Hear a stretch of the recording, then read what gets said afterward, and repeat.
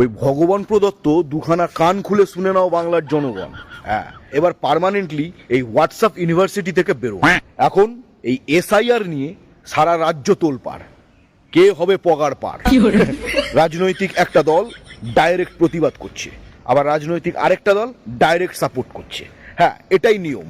এদিকে বিধানসভা কিংবা লোকসভার ভেতরে বসে বসে দুজনে একসাথেই চা খাবে আর আলোচনা করবে মালগুলোকে এইভাবে বোঝাতে হবে, নয়তো রাজ্যে দ্বন্দ্ব হবে না। হ্যাঁ, সেটাই ক্লিয়ার করতে এলাম বানা। একটু ভালো করে শুনুন। এই এসআইআর নিয়ে এটা শুধুমাত্র এই বছর থেকেই শুরু হচ্ছে না। 1951 থেকে 2004 পর্যন্ত মোট 8 বার অলরেডি এসআইআর হয়ে গেছে। হ্যাঁ, আদমশুমারি নাম শুনেছেন নিশ্চয়ই।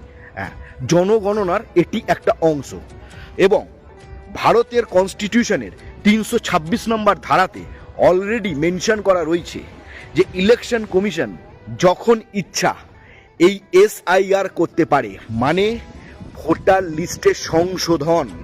আর এটাই নিয়ম।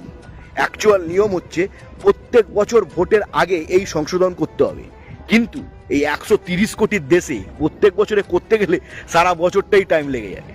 সুতরাং এই দুটো অপশান দেওয়া রয়েছে। ইলেকশন কমিশনের সুবিধা অনুযায়ী যে কোনো দিন সে এসআইআর করতে পারে। হ্যাঁ, লাস্ট এই এসআইআর হয়েছিল 2002 সালে ওয়েস্ট বেঙ্গলে। সারা ভারতবর্ষ জুড়ে 2002 থেকে 2004-এর মধ্যে হয়ে গেছে। এক একটা রাজ্যে এক একটা সময় হয়েছে। সুতরাং এই বছরই যে প্রথম হচ্ছে এরকম কোনো ব্যাপার না। এইবার হচ্ছে আসল তথ্যে আসা যাক। পশ্চিমবঙ্গে 2002 সালের আগে কিংবা 2002 সাল পর্যন্ত যারা ভোটার লিস্টে রয়েছেন তাদের ছেলে মেয়ে আশা করি অটোমেটিকলি এখন ভোটার লিস্টে আসার কথা। তার কারণ তারা যদি শিক্ষিত হয়ে থাকে এবং ভোট দান করতে নিজে থেকে চায়, নিজে থেকেই নাম উঠিয়েছে। এবং যারা নাম ওঠাননি, কোনো চিন্তা নেই, এখন প্রত্যেক বাড়িতে ইলেকশন কমিশন থেকে লোক আসবে শুধুমাত্র জিজ্ঞেস করতে এবং পেপার দেখতে। কি পেপার না, আপনাদের কারুর 2002 সালে ভোটার লিস্টে নাম ছিল কিনা, যদি থেকে থাকে আপনার এখন ছেলে মেয়ে আছে কিনা, যদি থেকে থাকে তার 18 বছর হয়েছে কিনা, তাহলে নামটা উঠিয়ে নিন। আর যদি নাম অলরেডি ওঠানো থাকে তাহলে কোনো চাপ নেই। আর 2002 সালেও যদি আপনার কোনো রকম নাম না থেকে থাকে তাহলে কোনো ব্যাপার না। মোট 11খানা ডকুমেন্টস চেয়েছে, কিছু তো থাকবে মানা।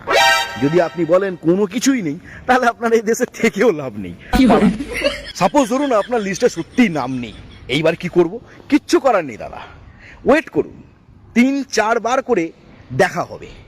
আপনি এবারে অ্যাপিল করবেন আমার নামটা ওঠান, তার জন্য যে ডকুমেন্টসগুলো দরকার সেগুলো জোগাড় করুন। এবার জোগাড় কোন জায়গা থেকে করবেন সেগুলো ওই ইলেকশন কমিশনের লোকই